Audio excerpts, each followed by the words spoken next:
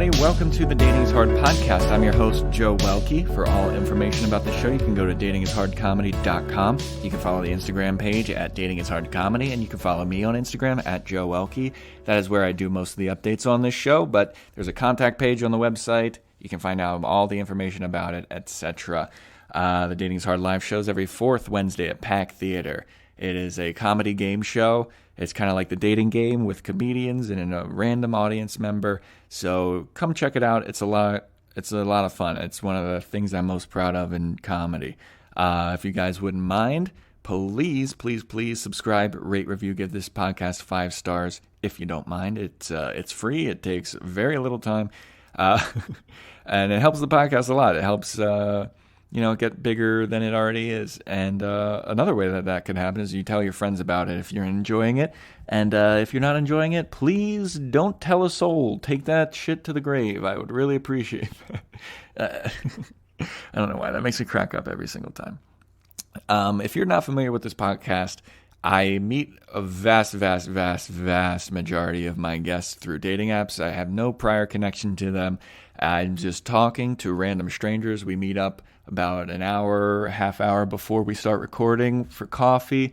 And then we come back to my apartment and just get into recording. And I wanted to give a little bit of a different kind of intro to this episode because this episode is a different type of episode. So you guys know I'm a comedian. I have a background. I've been doing comedy for over 10 years at this point. It's been a long time. Started when I was 18. My only real source of knowledge is comedy, and that's kind of what I started with this show. Is I wanted to interview real people with real stories from all walks of life, etc. I kind of branded it as Dating is Hard Comedy because, that's all I know. And a lot of the people that come on this show share very funny stories. This episode's a little different. This episode, me and my guests, we deal with very heavy and deep topics. I just wanted to give a little preemptive strike on that because this episode it's a bit different. I very much enjoy this episode. I think it's one of the best ones I've ever done. I think it's very important to hear, and I think that what me and my guests go through and talk about and getting vulnerable and everything, I think it's healthy, and I think it's a great episode.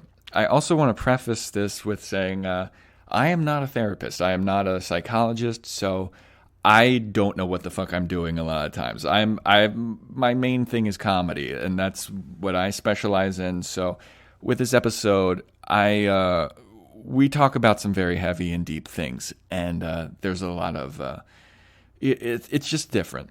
And I hope that I handled this well, but at the same time, I just wanted you guys to know, a lot of times I don't know what I'm talking about. A lot of times I'm just trying to navigate the waters as best as I can, so please keep that in mind while you're listening to this episode. I joke around a lot, but this is a great episode, and I think it's important, and I think that everybody should listen to this episode, and I think that you'll very much enjoy it, and we can all get through it, and it'll be awesome. And I thank you for sticking around. I just wanted to give that little preface before we get into the episode. So without further ado, please enjoy my episode with Dena.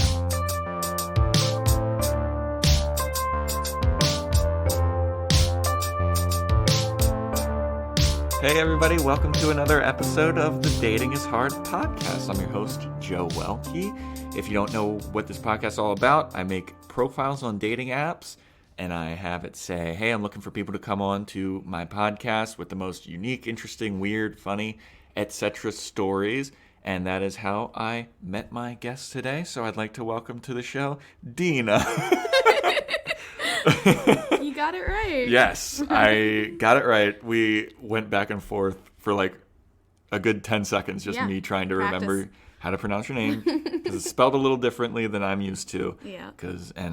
I knew I had a different pronunciation in my head, but now I got it. It's Dena. Yeah. I will probably say Dena at some point. But it's actually funny because that's a real thing in dating apps, because you don't actually know how to pronounce people's names when you're seeing it for the first time. So, and I think that's what you were telling me earlier. You're like, you don't know. And I've seen some some weird ass shit, especially being in LA, you know, you get so much diversity. Well, I've run into some people that I've gone out with who just they don't even have their name on there. It's a different name. Like I went out with a girl, her profile said Juliet, and I went on the date with her. I was like, "Hey, what's up, Juliet?" And she was like, "Actually, my name is Lily." What the? So, it's like, wait a minute. That's so confusing. You can't expect. She started like laughing at me and being like, "Oh yeah, actually, my name is Lily." And I was like, "Well, how was I supposed to know that?" That's actually really creepy, and I feel like I would have been like, "Oh, you're gonna murder me, cool." Well, based on the information I had, it's like, how could you fault me for that? You know? Well, she was a burlesque performer. Oh, that makes sense. So her stage name was Juliet, but her real name was Lily, and I don't know. She's a good burlesque performer. Really cool lady. But yeah, I was like, well, wait, you can't fucking get mad at me for that, you know? But yeah, you just Dena. Yeah, you got my name right. That's most important. Dena. We're all about me today. Yes, we are. So we got connected through Tinder. Yeah. How's Tinder been going for you lately? You know, it's Tinder. I recently then downloaded Hinge, and I'm like, ugh, Tinder. I think because everyone knows what Tinder is really meant for. Although, what do you think Tinder's really meant for? It's loaded. So like, earlier this year I got out of a 4-year relationship, and so like the last time I was on Tinder, I was like maybe like 21, 22, and now I'm like almost 27. So it's like I'm like, I've met some decent people on Tinder, and then like I went back on, and then the main story why I'm here, I did meet him on Tinder. Yeah. And so now I'm like, I got like some bad feelings about Tinder. And I'm like, nah, still like it can't be too bad. And I've gone on like a couple dates since being back on Tinder, roughly around when I met you, and I'm just like, quality of people. Yeah. One of them's just like, so I'm looking for something casual, and I was just like, oh, like so like we'll go out a few times. Like, and he's like, I mean like going on the dates. By casual, I mean I come over to your house and plow you. Yes. And I was just like, I'm good, bro. I'm not looking for that kind of loving at the moment. Yeah, so I'm like I went back on Hinge, and I was just like, all right, like people actually have to say shit about themselves and not the awkward blank profiles of just hot dudes and their junk on Tinder. I have seen just like boxer pics. I'm like, all right. Boxer pics, you can see the junk through the boxers. Yeah, and I'm just like, cool. You're very insecure about your very small penis that I can see right now. Really? People would do that? Like, I think some men like think their dicks are bigger than they actually are. Very bad. I actually had that conversation with my friend the other day. I'm like, men can't describe their own penises. Did you ever notice that? And she's like, yeah. Yeah. I feel like you have to know what you're doing when you put on just a boxer pic. Yeah, but it's only on Tinder. I don't think I've ever seen that on any other dating app. Yeah. So. Yeah, Tinder's pretty. I don't know, because I've had relationships off of Tinder. No, so have I, and it's just like I've met some actually good quality people off of Tinder, but it's just like after looking at all the boxer pics, you gotta sift through all those left for that one right, you know. Yeah, that's why I always am like, I always say that I think Hinge is the best one if you're looking to like for a relationship or like actual dating people. I don't know. I personally never do well on Bumble. I don't know what it is, but I will have the same uniform profile on Tinder and Bumble, and for some reason Bumble I'll get like. The last time I was on Bumble just to date, I only had one match for the 2 weeks that I was on it, and it was a woman that had a boyfriend, and she was trying to like have threesomes with her boyfriend and I was like, well, what are we talking about? Like, how does this work? And she was like, well, you have to like hook up with me and my boyfriend. And I was like, do I have to hook up with your boyfriend? She's like, yeah. Oh. I was like, good. All right. Wow. So, Joe, I think that just speaks more about your dating abilities than the actual app itself. Yeah, I don't get it. I just have never done well on. But Tinder, I'll do well on. Mm-hmm. Hinge, I've done well on. Mm-hmm. But Bumble, it's always been a dearth. I definitely tried to. Like, one of my best friends I've known my whole life, when I moved out here, she was already living here. and she tried Bumble BFF and like actually met other good quality girls and all this stuff, and now we're all a giant gang of like awesome girls who kick ass in LA. But I like tried it when I moved out here too. I'm like, I can't even find friends on Bumble, let alone a man. So I'm like, all right, Bumble. Yeah. And some people like it. Dude, Bumble BFF for guys is just gay guys. I tried it because I was trying to get it for the podcast. Yeah, trying to get some guys. Trying to get some straight guys, which is the most difficult thing to do. Yeah. So I was like, let me try Bumble BFF and Bumble Biz. And it was impossible. It was a lot of gay guys, which like I'm not opposed to having. I've had a bunch of gay guys on here before. You want some diversity of I want some gay, diversity. straight, yeah. I want to hear like both sides.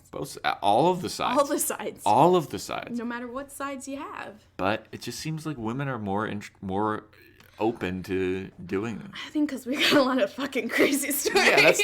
Yeah, for real. I think that like my worst dating out here in LA has just been like, this is just a boring date, or like it's been hard to talk to the person, which isn't very interesting. But women have like these crazy ass stories. All my friends, we got one of my friends, like, guy wouldn't even walk her to the subway kind of thing. He's like, that's kind of far. And she's like, all right, bye. Like, God. And after a whole bad date too. And it's just a bunch of funny ones. And then another one, my friend, she works for Disney. She's like, they're either married or gay. She's like, I got to use the apps. And then those are nightmares. And so. Yeah. Well, then there's also a lot of married guys on apps too. Yeah. It's LA, man. It's a weird place. We're wide open. We'll talk about it, you know. Yeah. Before we get into your story, though, sure. I gotta ask you a couple like preemptive questions. All right. What do you look for when you're like swiping? What makes you swipe right on a person?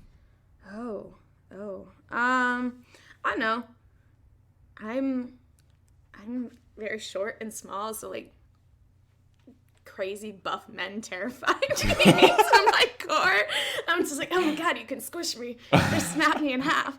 Terrified. Or I'm like, oh, that's right, this is LA. You're very in love with yourself and your looks.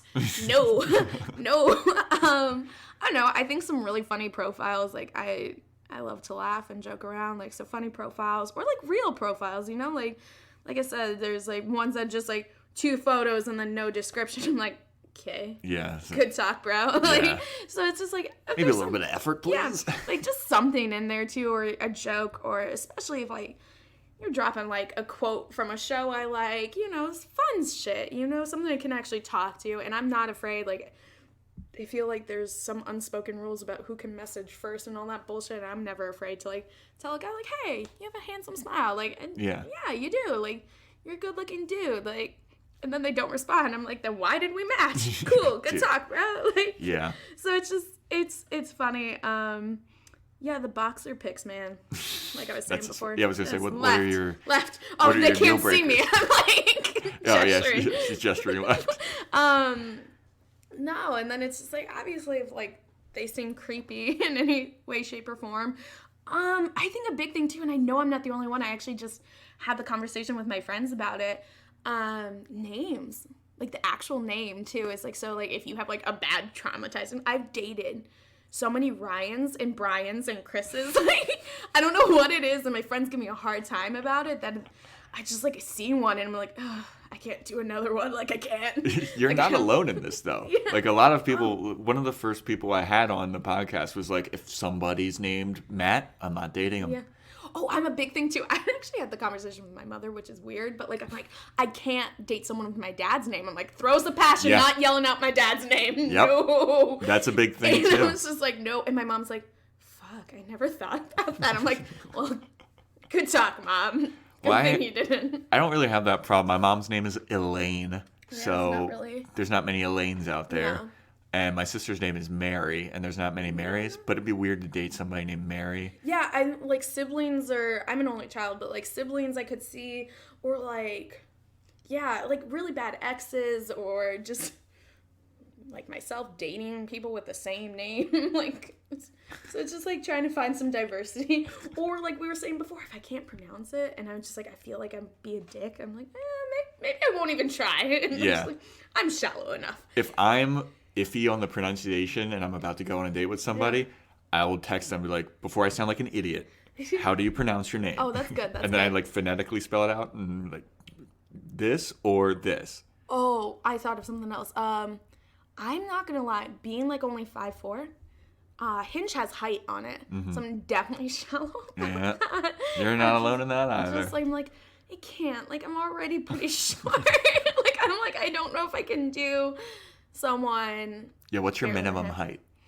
I don't know. So the guy I have the story about is like 5'6", and I'm 5'4", and I'm just like, it wasn't the worst thing, but most men I've dated have been like 6 foot, and I try not to be shallow. Air quotes around that. I don't know. But yeah, it's tough because I do like to wear my like heels occasionally, you know. I like to not be taller than you. And then I know for some women, like, it's actually a problem. Like, my best friend, a couple of my friends are like 5'10", 5'11". Like, 2 of my best friends are super tall, and like they struggle. Find taller men, and I'm like, so I shouldn't complain. Yeah, I have a joke about that in my act about how the only women interested in dating me are tall women. Yeah, is because short girls have options. Yeah, yes, it's so true. I have a much wider range of choices than my tall friends, and yeah. So I think that answered your question in a very long way. Oh no, it's perfect. I mean, it's funny because a lot of the people that I have on here and I ask about deal breakers, a lot of them do bring up the height thing. It's weird. And all of them preface it with being like, I mean, it's tough because, you know, it's just weird to date a person that's shorter than me. And I think the guys have a lot of problems with that too. Like, shorter guys don't want to date women that are taller than them. Yeah, I think it's a pretty mutual thing. But that's like just unspoken. rough for short guys, though. Yeah, and it's like actually one of my friends, we actually went out last night. She's like 2 inches taller than her boyfriend, but they've been together like 5 years. They're super cute together. They look good together. Hey, fuck it. Yeah. It works for you. It works for you. And it's like, if all the other aspects are in line, like, you can overlook the height, you know? Yeah. Also, if there's tattoos in the photo, I'm like... You like tattoos? I do. A good tattoo. I have some, too. So, like, I'm like, oh, cool. We'll be on the same page about that. They're hot. Like, pretty blunt. Like... I used to write for a tattoo website. I have no tattoos. But I used to write for this tattoo website. And I always wondered if I would get more matches or, like, interesting matches if I had tattoos. And I don't know. So. I think, like, a nice arm tattoo and, like, you're not too... Like I said, the scary buff men who have, like, I'm like, oh my god, you can squish me. And they have, like, the tattoos too. I'm like, no, it's too much. So you're going to swipe left on the rock. Yeah, I'm like, no. But I'm like, like, you're nice, you're in shape, like, and you have a tattoo. I'm like, whoo-hoo. Oh, mama life. Oh, hello. Or, you know, if it's really good, sometimes you just exclaim, oh, that's a fine piece of meat. And I'm like, oh, I'm objectifying men. This feels nice. Literally called us meat. Yeah. I'm like, role reversal right there. Well, it's interesting because when I lived in New York for a little bit, I bleached my hair, bleach blonde. And it was weird to see the completely different women that I was matching with when I was bleach blonde. It was like a lot more punk rocky type of ladies. Like staring at your hair trying to picture it right now. I looked a lot more like punk and kind of extreme. Yeah. Dude, I also shaved my head a while ago and I looked scary. Yeah. I remember I shaved my head and I put on my friend's like leather biker jacket. Oh, and I saw myself in the mirror and I was like, I'm even afraid of me. Yeah. So I would have to like really, but I don't know. Do women do you do this? Do you like experiment with like different looks on your profile? Do you put much effort into that? Because there was one time in my life where it's like I wear glasses. I made a profile where I didn't have glasses, and I made a profile with my glasses on to see what the differences were. I have seen some men who do put the photos of both, which I personally like. I occasionally wear glasses, and I have like classic square frame Ray-Bans, and like I'm an engineer, so like I am truly that nerdy and dorky and stuff like that. But I don't think I have any photos on my profile with that. No, I don't put too much effort. Yeah, like I want to look pretty and look nice, blah blah blah. The first picture. But honestly, my big thing too is like I'm not like a perfect tiny twig or anything like that. I'm not gonna try and hide or make it look like you're only seeing my face and then like you're shocked or something like, oh, she has huge tits and a lot of curves. Like, I don't want to scare people, you know, or not be what... Oh, God, I'm terrified. Look at these huge tits. They're so scary. They're attacking me. Mom, I need help, Mom. Please pick me up.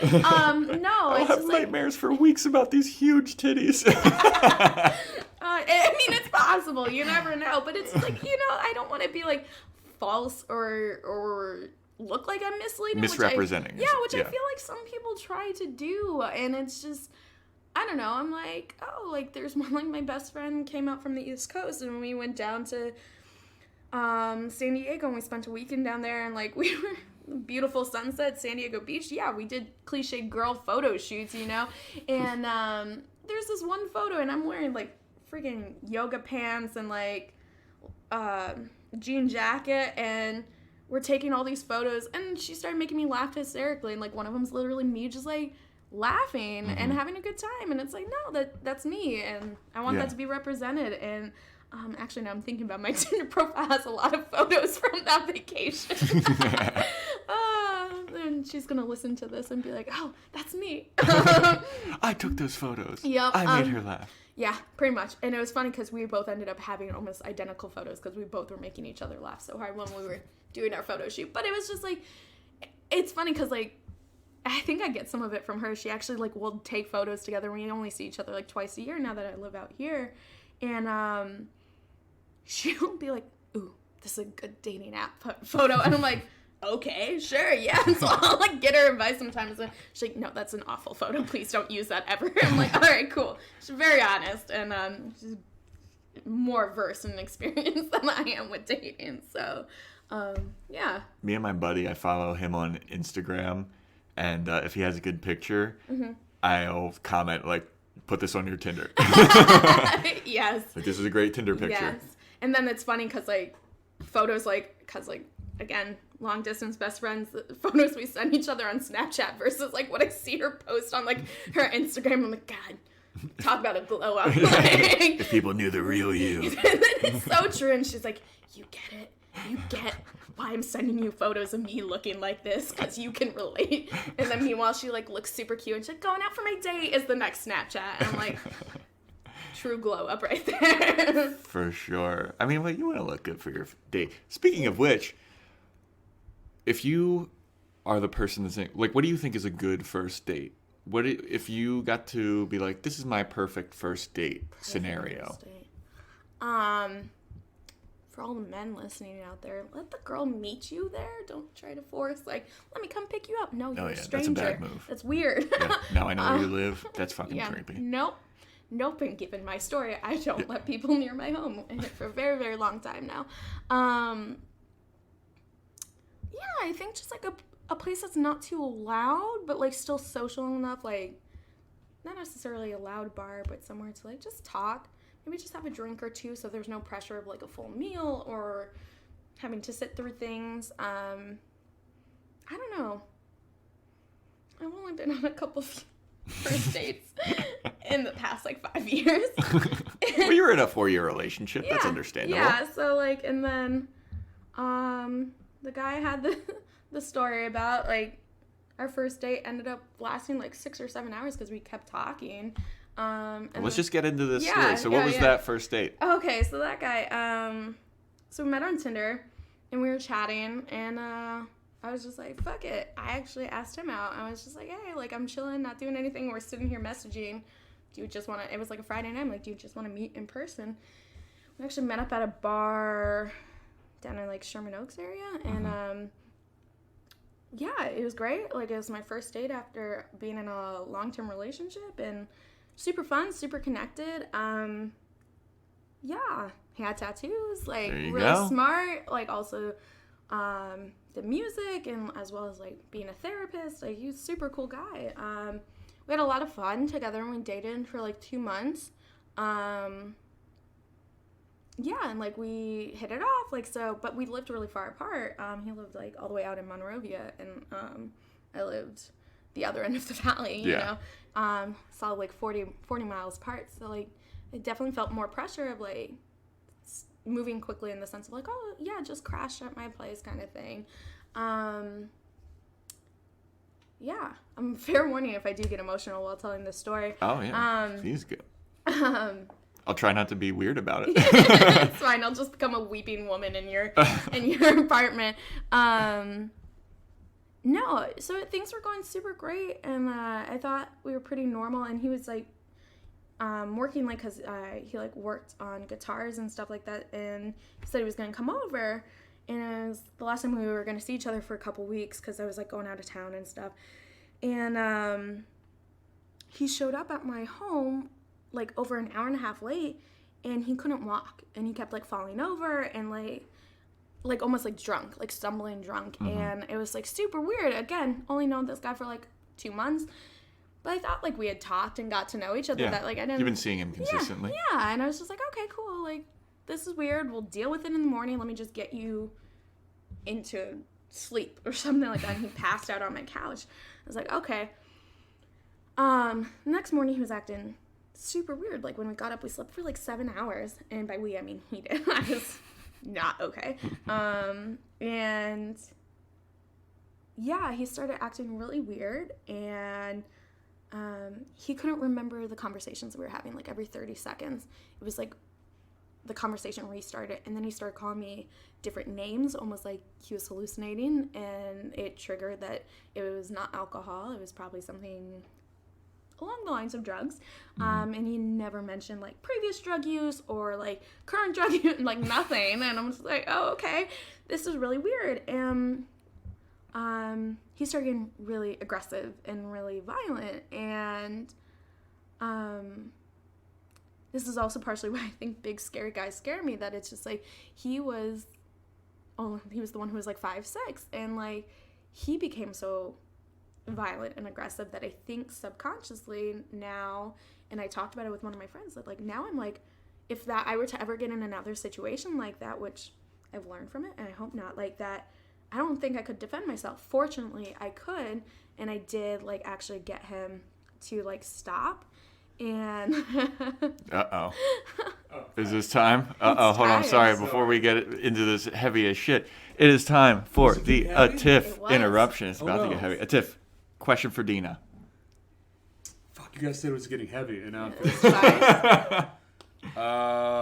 shit. What's your favorite type of grilled cheese? There are different types of grilled cheese? No, but I wanted to get back to the heavy part. So... Wait, are we talking like grilled cheese or like fried mozzarella grilled cheese, you know? Like, because you can grill it? I don't fucking know. You just blew my mind. Yeah. The other option. I was imagining the red American cheese one. I'm sorry. Yeah. No, someone ordered a grilled cheese 2 days ago at work, and it came with a tomato, and she's like, I've never had it with a tomato. I'm like, really? It's delicious. Well, there's a lot of people that have it with like tomato soup. Yeah. And they like and dip so it then in tomato so you soup. have like a grilled cheese with a tomato in it. Oh. My college used to have grilled cheese night, like right before finals, and they would deliver grilled cheeses at like 2 a.m. I knew this would be a good question. Yeah. Yeah, there you go. So right. regular is the answer. Regular's the answer. All right, everybody, that was the Tiff interruption. Tiff, get the fuck out of here. We'll let a Tiff leave. He's walking out the door. See you, Tiff. Bye. He's apologizing. Like, dude, it's okay. I've told the story plenty of times. All right, let's get back into the story now that we've moved past the grilled cheese. Grilled cheese. Now I'm hungry. Where was I? He was calling you different names. Oh, yeah, so kind of like hallucinating. He was like hallucinating, calling me different names. And like it was like names, like I couldn't tell if it was like, he called me Jen, like, and his dog's name was Jenny, and I was just like, are you calling me the dog, or is this another woman? Like, I'm like, I have no clue. But he started getting like angry and violent, and fortunately I got him out of my house with minimal damage. He like actually like was pushing me a little bit and like hit me with my door. So I only had a couple bruises, but still scary. For sure, yeah. And so I get him out, and he didn't leave. Like, and so at first it just started like him yelling and like asking to get back in, and unfortunately like I called multiple people. I was on the phone with multiple people throughout it, and then he started banging on my door, and that's when I called the cops, and he started kicking it. So like so bad. And I was on the phone with one of my friends. Unfortunately, she said, why don't you put the chair under the handle? And honestly, like later, after everything happened, they came to fix my door, and the guy like touched it, and all the screws came out. So it was like 1 or 2 kicks away from like being down if I didn't put the chair there. So I called the cops, and they finally wrestled him to the ground. He was trying to fight them. They ended up finding like a pocket knife on him, which was kind of scary because I didn't know he had that on him. He actually injured one of the officers. He was fighting them and yelling very profane things that I've never heard him say in the 2 months we were together. And it was super, super scary. Well, it also had to be like very jarring too, because like you didn't ever see him like this. And like my friends had met him, like people had met him, and like he was very docile and very sweet and like funny, and like it was so aggressive. And I remember like hiding in my bathroom, like of being so scared if he did get in, what was gonna happen. And I was on the phone with someone at all times, waiting for the cops, and so yeah, they get him out. Cops come and talk to me. I get like an emergency restraining order. They file a vandalism report as well as a domestic violence one. And then all the other cop stuff too, because the cops had to fight him. Another woman actually came in and like did interviews and stuff like that for all the neighbors, to make sure there was no police brutality, like or like going out of the realms of what they're supposed to do. Yeah, so that happened, and his court date was set for 3 weeks after that. And I didn't get called to the court, which was good because I didn't really want to. My emergency restraining order actually expired, and I thought I blocked him on everything, and I forgot like a random email he had of mine. I guess I sent him something, and it had like my email attached to it. So well, hold on. How long does an emergency restraining order last? Emergency one is only 7 days. I learned a lot about our judiciary system, and it was like really concerning. I'm like, no wonder why women who are in abusive, and like it was sweet. Like my friends were like, don't worry about other people, like worry about yourself. But I couldn't help but think about a lot of them. Like, I'm a very strong person. I'm safe now. I know I'm safe. But how difficult it was to go through the process of getting a permanent restraining order after the emergency one expired, like, was so difficult. I'm like, I can't imagine like a mother trying to rescue her, like a struggling mother coming from an abusive relationship who like has to protect her children at the same time. Like, it was so much work. And I'm like, and I'm fine. Like, I have the time, I have the effort. I'm not living in fear. Like, and it was really sad to see how difficult it was. And like the one pamphlet I got to explain it all, like the link didn't work, you know, like the website that was on the pamphlet didn't work that I got from the police station. And it was just, it was sad, like to learn a lot about that. Yeah, I never even, I just thought that like you get a restraining order. It's like, there you go.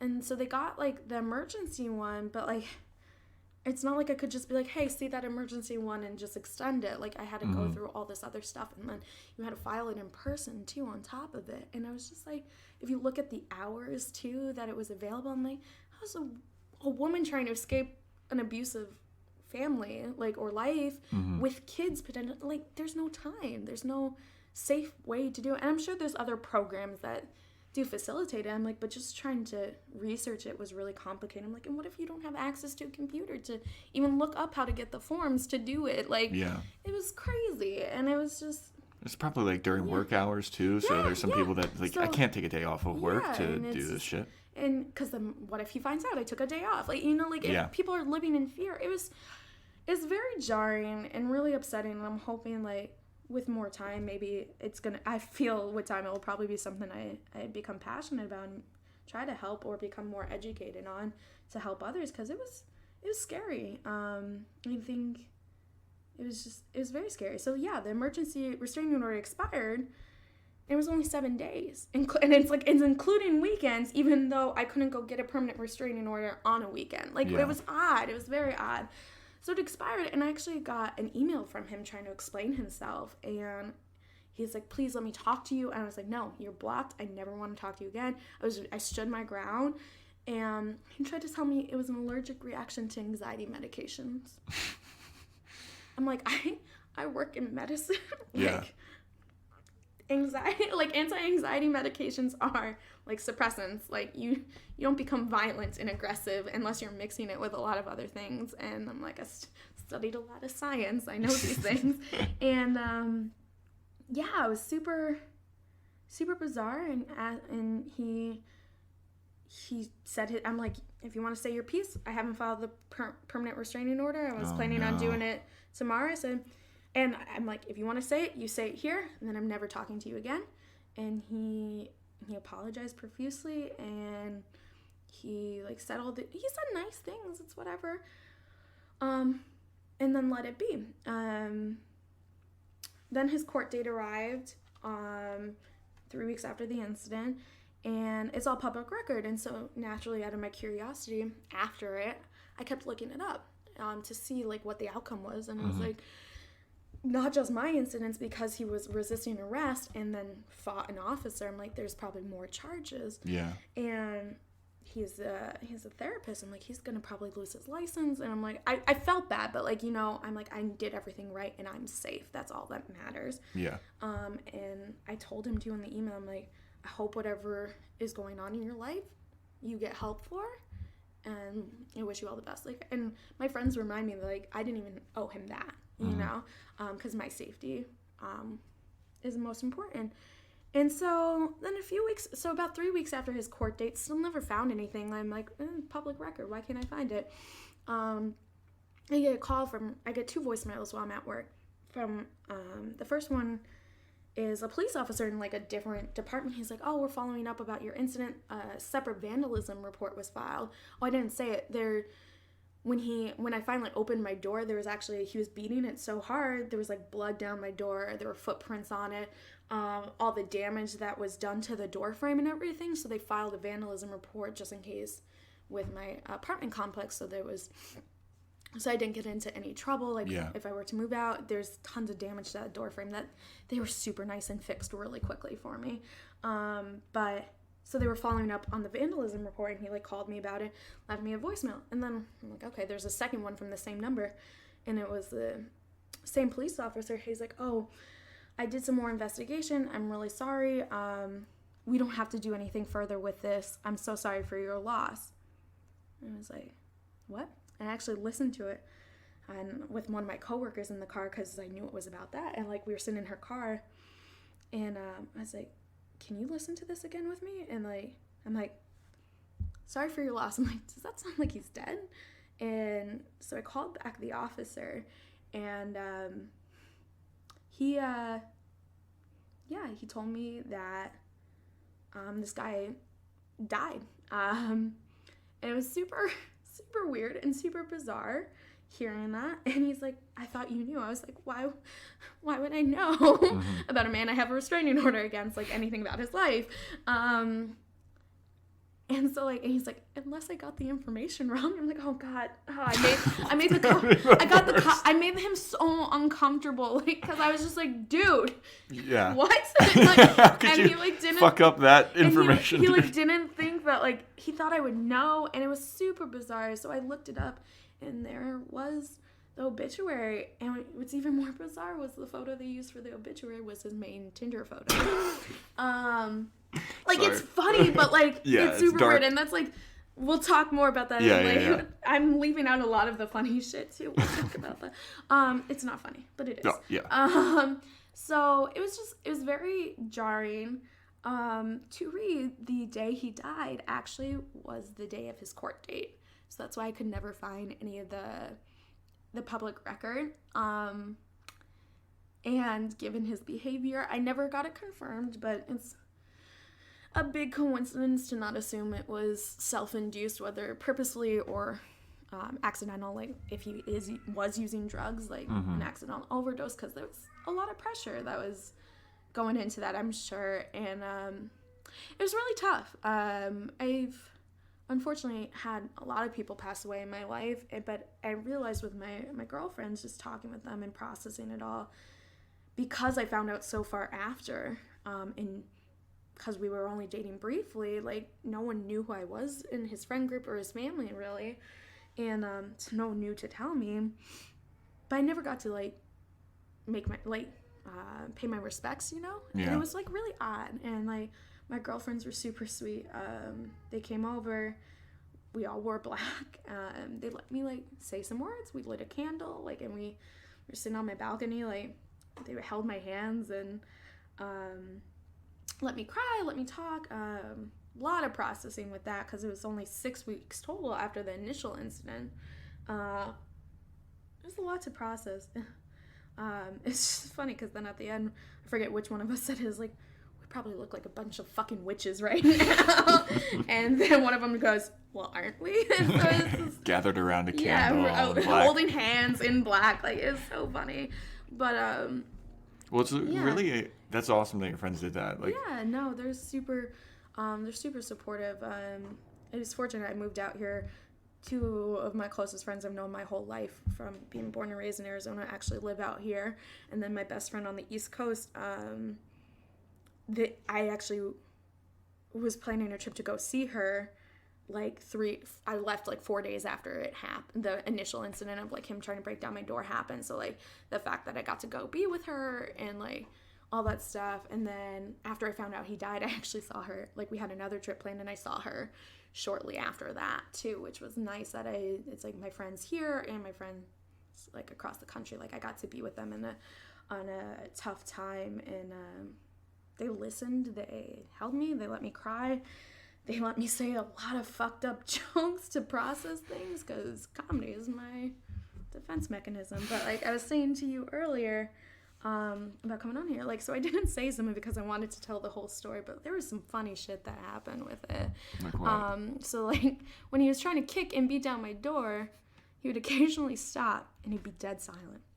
And he was like yelling and screaming too. He would stop. I had the tiniest fucking door knocker on my door and he would stop and then just like ting, ting, ting, ting, ting. And you would hear all of a sudden, and I'm just like, what? Like, somewhere in his mind, he's like, I gotta change tactics. Yeah. So she'll let me in. And I'm just like, maybe she thought, maybe she ordered a pizza and now someone she's... knew. And it was just like, I am, no matter what people believe, like, I hope in some way his soul is at peace or whatever people might believe. Because clearly he was struggling with something that I will never know, and that's really tough to grasp. It's like, I will never know, because it was just, we dated for only 2 months, like, it was odd. Yeah, and like, it's like, that was your first interaction with that, with him being like that, and it's like, everything was like normal for the first 2 months or whatever, and then out of nowhere, it was totally out of nowhere, but it's just like, so it's like, I say to a lot of people too when I tell this story, like, yeah, the knocker thing's funny, and I have a couple other funny things that were around it, like, but you gotta find silver linings. It's like it was pretty traumatic. I had a lot of mental and physical shocks response, like traumatic responses to it. So like I actually had like tremors and I was shaking for like 4 or 5 days straight, like with pure anxiety afterwards, and then just like.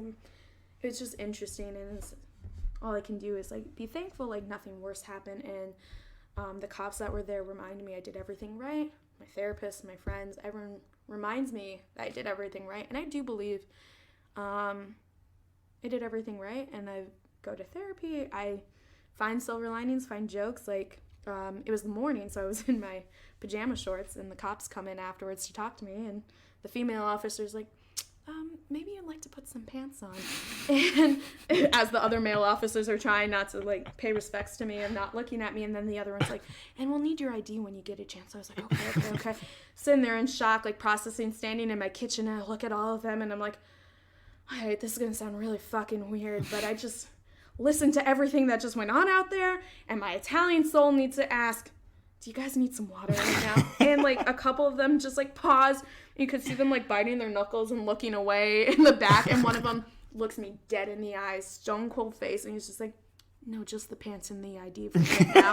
And it was just like, how can you not find joy in that moment? Like, looking back at it, I'm like, that's fucking hilarious. Oh, my God. While I was while I was waiting for the cops, I actually called my boss. I'm pretty tight with my boss. I called my boss to tell her I wasn't going to come into the office. Yeah. And I was just like, really hysterically cried. And I'm like, all right, yeah, so I'm going to go now. And she's like, yeah, just call me text me, whatever. When the cops are there, please let me know you're safe. I'm like, okay, I love you. And she's just like, and then she's been my boss for a few years now. She's like, I'm like, I'm sorry, I'm just super emotional right now. And she's like, it's okay, text me later. And then hung up so quickly. And I'm, like I said, I'm an engineer, so you have some socially awkward people on the other end of that call. And I'm just like, and then I kid you not, the other day too, we were actually talking about like weird things that have happened. I'm like, hey, remember that time I told you I love you? And she's like, we don't talk about that. So it's just, you gotta find good things and laugh about it. I do act here in LA, and so I'm actually writing a script and a short little 15 minutes, more focused on the finding out he died part. Yeah. Making that cop uncomfortable is gold. And the witches thing. And so I'm making it more like a dark comedy because you know what? A lot of funny shit happened with it too when you look back at it. And like, yeah, it's just not... I feel like in the arts, you know, we cover up like, oh, it's either grief or it's either funny. And it's like, no, like, grief is funny. And so it's actually called Funny Thing About Grief. And, because, man, like, all that pain and suffering is actually really funny sometimes. And I think that's all you can do is look at that shit and be like, whoa, and be thankful nothing worse happened. But at the same time, learn some shit. Like, I'm like, never letting a man over to my house for a very long time. But then also, like, you know what? I did do everything right. I was able to protect myself. And, fuck, I got some good laughs out of it. And that's all you could do. And get reminded of good friendships, good people. You gotta find the positives in all of it, and hence why you and I met. I only recently started getting back on dating apps. It's been like 4.5 months since all this happened. I could imagine it being a pretty tough get back on kind of thing after the last experiences. Was that? Yeah. It's there's a plethora of jokes there too. The inappropriate shit I say to my friends. I'm just like, do you know how weird it is thinking about the last person you had sex with being dead is? And they're like, oh, this coffee date just got weird. And then I told them, I'm like, I can't wait till I start dating again. And someone asks, so tell me about your last date, and be like, oh, yeah, he's dead. And I shit you not, I was telling you earlier, people have been asking me about my last guy I dated, and I'm like, cool. Maybe not. Like, let's see here. Although one of my friends did put it very nicely. He was just like, what? Was he like, best pussy ever, I'm out? And I was just like, yes. I'm not topping this. Yeah, no, I'm going to tell everyone that is the reason. Because, you know, that just makes me look really good. And that's how I should start all my next dating adventures. But no, the people who have asked and I have told have all been super respectful and super nice.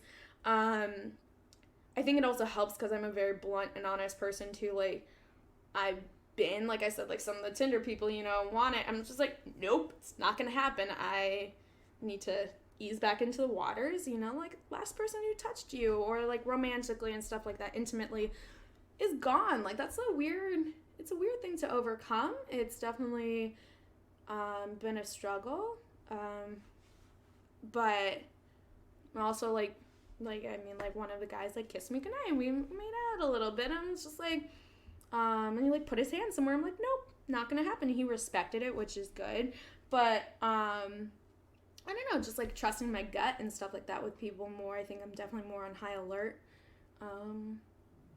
But, like, yeah, some people are like, oh, let's go back to your place. I'm like, fuck no. Like, no one's coming over here for a very, very long time. Yeah. But it's, if anything, like, I'm thankful it happened in the sense of now I'm more aware and more alert to be safe. And because it's a scary world out there. There's, unfortunately, a lot of bad shit that's happened in the world. And I don't want that to happen to me. So it's a weird story, but... It's my story. I mean, the funny thing is too is like that's probably the only really bad dating story I had. Like everything else has been like pretty I good. mean, comparatively, I remember like 5-6 years ago, I went on a date. Like, and the guy kept talking about vibes. He was like, yeah. And this is back on the East Coast, so it's not like it was California where that'd be normal. He's just like, yeah. He's like, I feel your vibes. Like, they're really good. I'm like, dude, what are you talking about? It was the first date, and it was, so other than that, I mean, like, that's been, like, up until that point, that's, like, the weirdest date I ever went on, or, like, worst dating story, but now I got this. You got a this topper. gem. You Yeah. got a topper. So hopefully I don't top this one. Oh, I will pray that you don't. Yeah, top because this it'd be weird. But honestly, like, I don't wish that on, like, my worst enemy, because it was tough, and if anything, like I was saying earlier, just learning a lot about our legal system and everything like that definitely, like, just made me feel bad for a lot of other people, because I knew I wasn't in, like, a trapped, damaging relationship, which some women definitely are, in really bad abusive relationships, and it's just, if anything, that made me, like, just, like, my heart hurt for some people who do have to suffer through those things. And I think with dating apps and everything like that, we gotta learn to be more cautious, and I think that might be why you have a lot of women on your shows. They are easier targets to have more obscure, weird shit happen to them than I think men are. Don't get me wrong, women are crazy too. I've done some probably weird shit too that someone's like, never going on a date with her again. But no, I think that, like, I always I really thank you for sharing that story. That's like really eye-opening. Like, I didn't know about the restraining order stuff. I feel like there's a lot of things to learn from it, and I always am. Because I know that there are a lot of the people that I have on here, you know, their stories are like funny, or like it's just like somebody's being an asshole and it's just like weird. But I'm certain that of the however many people I've had on here, like 30, 40 at this point, there are stories like yours, but they just didn't feel comfortable sharing them. And I think it's like important. Like, I know that this is like billed as like a comedy podcast or whatever, and there have been like some laughs in it, and you know, there's funny parts to it, but it's very. I also wanted it to be like an important thing, like. It's not all just like, oh, and then this guy took me to, I'm allergic to fish, and he took me to sushi, you know? Yeah. Like, there are more serious things going on. Yeah, and I think, honestly, so I've had my fair share of shit happen in my life, you know? Unfortunately, a lot of women have, you know, from, you know, tons of women get sexually assaulted, and you get from young age to current age, have so many, like, shitty things happen. Of course, like, I'm still standing, I'm still good. I have death, I've had abuse, I've had, you know, like, the crazy part is, though, a lot of people have it. I'm not special, I'm not unique in any sense of that this story really isn't that unique, and that's unfortunate, but I'm a firm believer, and it's how I live my life. Like, I wouldn't change anything that's happened to me for the life of me, because, you know, it makes me who I am, and I fucking love myself, and I'm cool, I'm awesome, I'm very strong, and I have a great group of people behind me because I wear my heart on my sleeve. I'm an open book. If you want to ask me any question about the pain and suffering I've gone through, I'll tell you, and I'll be honest, because I think it's important to stimulate these conversations. I don't tell people my stories to try and get sympathy. It's more so to encourage other people to talk about it. And you know what I've seen in my life, and it's been very rewarding, I do open up to people, men, women, of all different ages too, and they'll tell me stories because I share my story and they feel comfortable sharing back, and it's just, you're not alone. And I think that's so important, and that's partially why I want to write a script about it, you know, because it's like, grief is painful as fuck, but it's also kind of funny, and everyone deals with it, and I think seeing that up on a screen is important to someone out there, whoever might see it, and that's what I want to do, you know, that's how I live my life. And if I can and I like making art, so if I could do something like that too, that's awesome. But it's just, you're doing something that's just as important too, getting words out there, getting people to just talk about shit, and I think that's what's really cool about having this, as well as just living in a town like this too, I think there's a lot of opportunities for those conversations to happen a lot more. California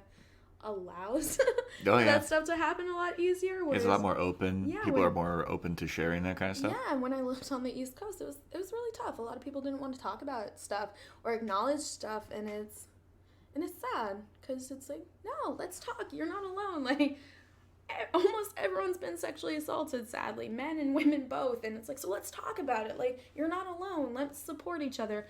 You've had an abusive relationship. Let's talk about it. Let's get it out there. And I think it's important for people to know they're not alone, and what you feel is valid too. And it's just, I think that's something I learned a lot in going through therapy and stuff like that, and just, your grief is allowed. And I remember sitting in therapy one day, and it was only like 2.5 months after even the initial incident, so I only known he was dead for like little over a month. And I was just like, I want to be over this. Why am I not over this yet? And she's just like, it's okay to not be over it yet. And it's just like, everyone grieves at their own rate. Everyone deals with shit at their own rate. And honestly, like, parts of me still aren't okay. Like, I cried on the way over here to meet with you because I was like, oh, should I tell him what I'm wearing? And then I just, like, I knew we were coming to talk about him.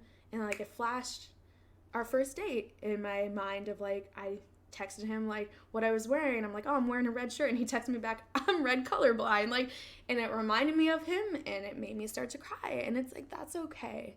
Those feelings are allowed. Even though it was brief, like, it was important. He was an important person in my life at that time.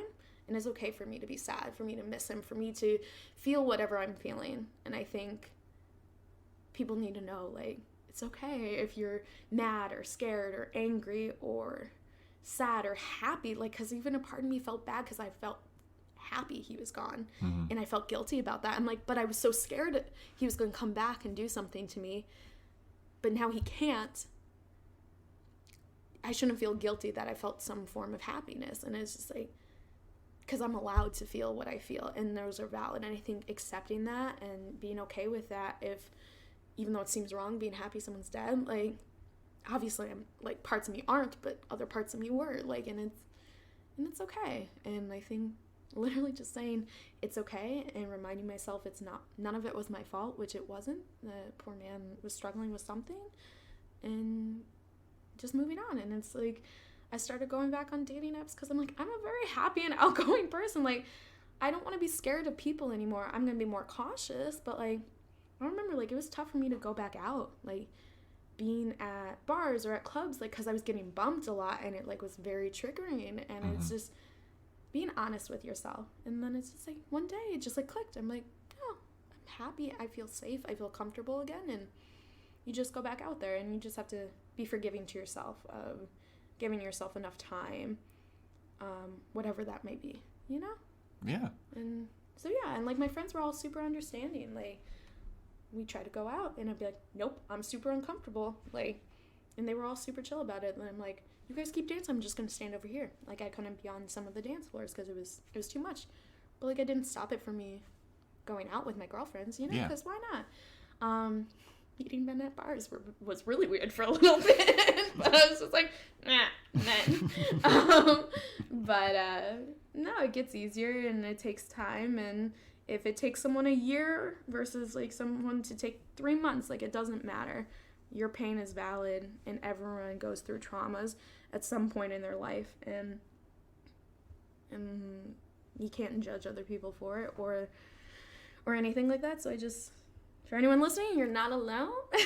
Like, shit happens, man, and it's just part of life. I started doing this podcast, like, you know, I'm a comedian, and a lot of the stuff is, like, comedy based and etc. But even with some of the more funny stories that people tell, I want people to, like, learn from it, because it's like, even if it's just like a goofy guy did a goofy thing, it's like, guys that are listening to this, don't do that shit. Like, people don't like that. Like my friend, the guy wouldn't walk her to the subway, which was only 5 minutes down the road. Like, don't do that. Hello? Exactly. Walk the woman to the goddamn subway. Like, and that's all you can do. And actually, a lot of comedy is, like, deeply rooted in some fucked up shit. Well, like, yeah, for sure. I mean, the cliche thing is, like, tragedy plus time is comedy. Oh, yeah. It's just And there's a lot of truth to that. oh yeah, people laugh at my pain and suffering. I'd be all about it, and that's partially why I'm like writing the script, because like I legitimately did some of these things. I'm like, I was actually writing some today about like her just like shoveling ice cream into her face like while crying. I'm like, no, that happens though. Like we see it in movies, we see it in comedies all the time. But girls do that, men. Like, that's not a secret. And I'm sure also guys do that as well. I was going to say, I've been in the ice cream shoving place. Everyone does that. And it's just like, yeah, this is like associated with a more heavier topic. But like, that's what comedy is. Like, laugh at other people's pain. I'm sure it also is helping you like get through it, is like writing about it's it and doing cathartic. stuff like that. But it's just like, I've been writing and making art my whole life. So it's just always what I've known to do, and I think that's partially why I am who I am today. You know, I always write like strong female characters who have overcome whatever, and like I actually didn't realize it until I was older that I did that. Like I like look back at all my writing, I'm like, shit, like this woman beat the piss out of this man because he touched her inappropriately. I'm like, oh shit, that happened in real life. Like, you know, I actually broke a kid's finger in high school for touching me. Like that just like popped into my head. He thought I was kidding, and he tried to like grab my boob, and I broke his finger. Wow, that just really randomly popped into my head. But it's funny. Like it's just like you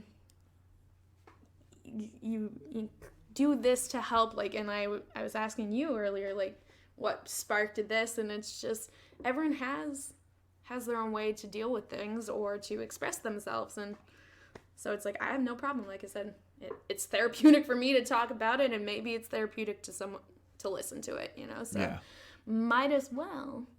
For sure. Dude, thank you so much for sharing the story. I really appreciate it. I mean, this, like, I write when I don't have anything as severe and like jarring as what you have, but like there are times where I'm like really hurt and I'll just write a joke about it. Yeah. Like, 'cause a lot of people, that's how they get through it, and that's how a lot of comedians get through their time. Other people have different ways of getting through it, and it's all, you know, valid. And if it works for them, that's all that matters. That's all that matters. Like if you find something that works for you, go for it. Yeah. If it helps and doesn't make you like, you know, I don't know, but.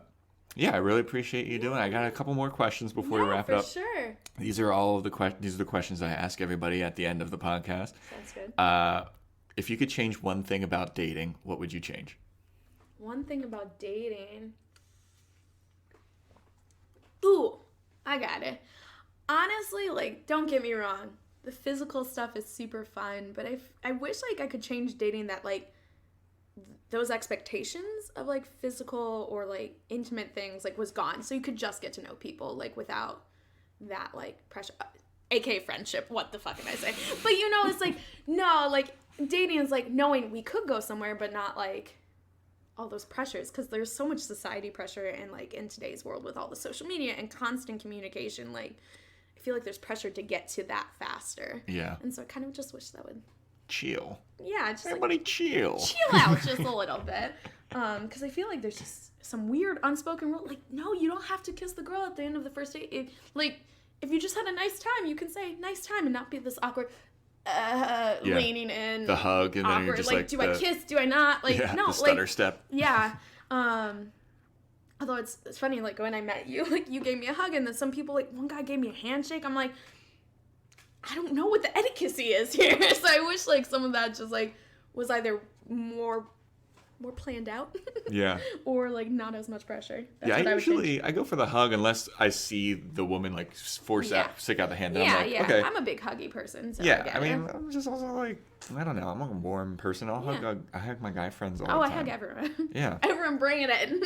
But I can understand how that could make some people. Yeah, it makes people uncomfortable for sure at the same time. Yeah.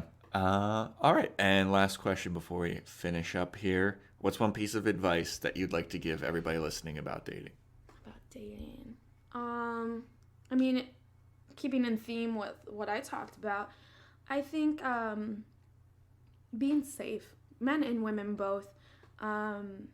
Since all this happened, I've started more vigorously asking for a full name. Mm-hmm. And telling one of my friends where I'm going to be, what time, and what that person's full name is. Even with technology these days, you can share your location to one of your friends. And mm-hmm. I wish the world wasn't that scary, that like we don't need to be that cautious, but like you hear stories all the time. And I think it's just be extra cautious. And if a person's reluctant to give you their full name, like I think that's a good sign, because your safety is important. You don't owe anyone anything. Yeah. So I think it's just, and I talked a lot about it in therapy, and a lot of my girlfriends like, just like someone knowing where you are. Like my friends know I'm here. Like, that is safety. Like, it's just, I think it's super important, and not just for women, men too. Like, anyone can be unstable. Anyone could have malicious intent, and again, it doesn't matter. Like we were saying, it doesn't matter who's dating who, or like gay, straight, colorblind, I don't know, like, whatever. It's just for your own. Yes, the sexual orientation colorblind. I don't know. I can't think. No, I'm just fucking with you. I know. But it's just, I think it's just super important adding those precautions. And if someone's creepy about it, like, then don't meet up with them, because it's not worth it, and you'll find someone else, because there's a plethora of people out there. So it's like, if one dude's being weird about it, move on over, because there's going to be plenty more who aren't going to be weird about meeting up with you. So I think that'd be my number one advice. All right. Dena, thank you so much for coming on the podcast. I really appreciate it.